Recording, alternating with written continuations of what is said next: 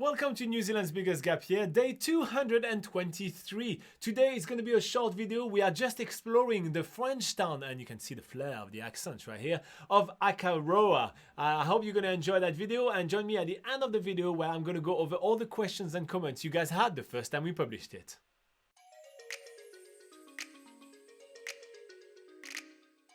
Today we are exploring the little township of Akaroa. We have done heaps here so far. We've done some jet boat, we swam with dolphins, we've done some sailing, we went on nature cruise, and we released some little blue penguins. It's a lot of stuff to pack into only 1 week, but the little township of Akaroa has more to offer. It's a super historical town and we're gonna learn all about it today by walking around. The township of Akaroa is actually the oldest town in Canterbury, and it is dubbed the French town of New Zealand. And it is not because of all the pigeons around, because the New Zealand native wood pigeons are much classier and cuter than the dirty grey pigeons of the dirty streets of Paris. It is because this is where the French settlers arrived for the first time.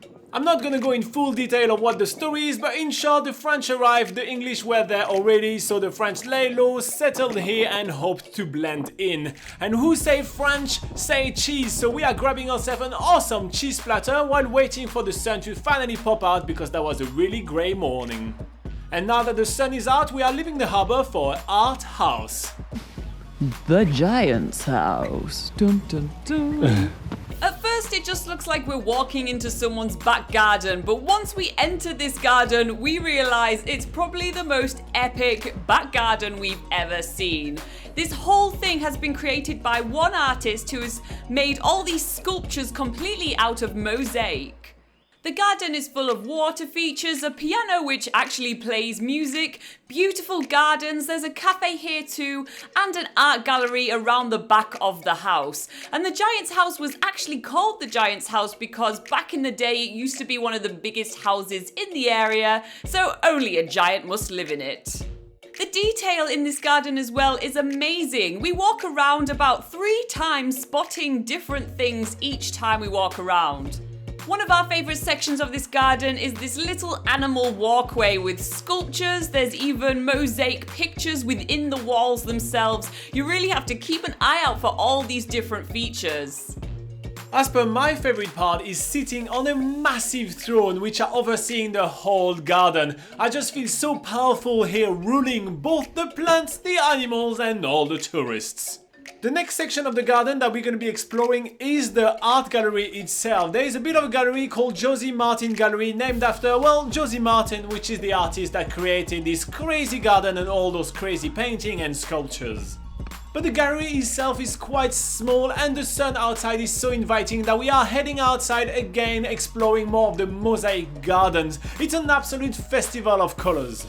And at some point in the garden we actually stumble on the artist herself. She's telling us more about the vision behind it and her love for color. And to be quite honest, you can see that everywhere, from the cafe, the plants, her haircut, everything is overwhelmingly colorful here. The intense New Zealand sun is hitting us hard, so we head back to the car, get rid of some layers and then go back into Akaroa Township. Here we're walking along the waterfront and checking out one last feature of today, which is the Akaroa lighthouse. Weirdly enough, the lighthouse is sort of situated in the middle of the harbour and not at the end, and that's because once the lighthouse was out of use, some enthusiastic volunteers paid for it to be brought into the harbour to be put on display for us to enjoy today, and that is certainly something that we do.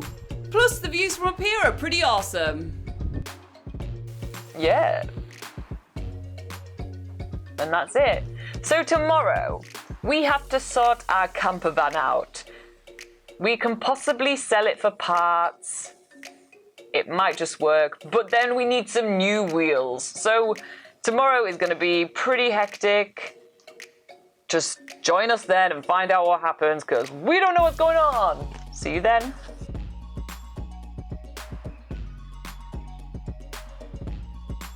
Alright, so how about that for a day of New Zealand's biggest gap year? So yes, the challenge is to do 365 activities all around New Zealand in 365 days. And today, we literally just hang out in Akaroa, check out the Giant's house, So technically there is an activity in there, but it's really a mellow day.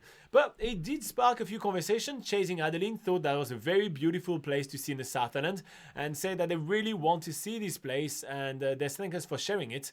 And they also say that they want a similar house and garden maybe later in life. I don't think you really want a similar house and garden. I feel like it's a little kooky, isn't it? And it also requires a lot of maintenance. But I mean, good on her. I enjoy visiting it, but I don't think I will enjoy maintaining it, I have to say. I think it will be a lot of maintenance of that garden. Scott's Place states, what a fantastic display of art. So sad we missed it, but hopefully next time.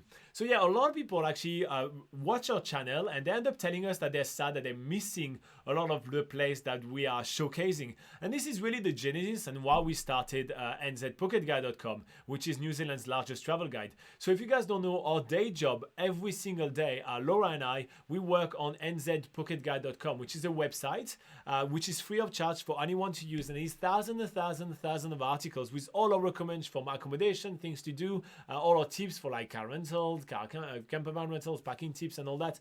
And we even have a section which is probably one of the most popular section of the site, which is called Trip IDs. And on there you can click and you can decide the amount of time that you have in New Zealand. Let's say you click on like 14 days or 21 days. And you're going to click on there and then you decide your kind of travel style. So let's say family, luxury, budget, honeymoon or anything. And you can click on there and you will have an entire itinerary pre-made for you, and you just have to tick the boxes of which things you want to do, and the whole thing is done